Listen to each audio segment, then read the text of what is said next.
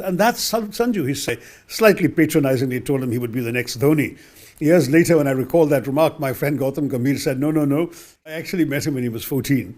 He was a young club cricketer, small chap, and a big smile, already quite muscular, though he was slender to look at, and tremendous talent. He was already both wicket-keeping and batting, so I slightly patronizingly told him he would be the next Dhoni.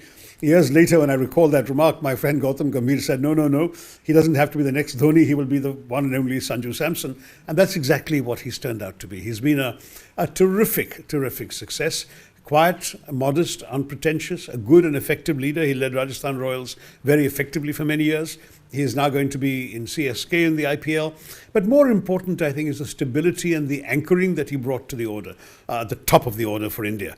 When I suffered with him, as it were, during the trials and tribulations, I felt that if he could just compose himself, it would all come back.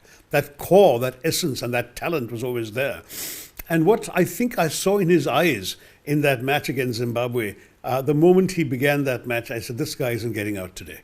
I even told him this later, because I was watching it on TV, but you could see his eyes, you could see the calmness in his face, that sense of being secure and anchored. And as you know, he went on to 97 not out. He never got out in that match. And his two subsequent semi-final and final performances of 89 each. In both cases, he lost his wicket in a selfless action. If when he got to 89, he said, let me just graft for the next 11 runs, hit the ball around the ground, run the singles, maybe a 4. But he went for the big shots because the team, he felt, needed quick runs.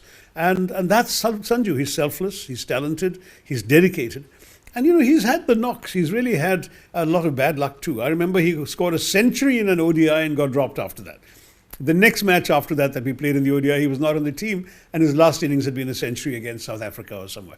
So this is a guy who's had to take a fair bit of unfairness. And yes, some of his exclusions were justified because he'd also been inconsistent. But 3 innings in a row in the World Cup, that's consistency for you. And I would love to see him continue to perform on a big stage, both in ODIs and one day I hope in a test match too, because that kind of talent deserves its fullest expression in every form of the game.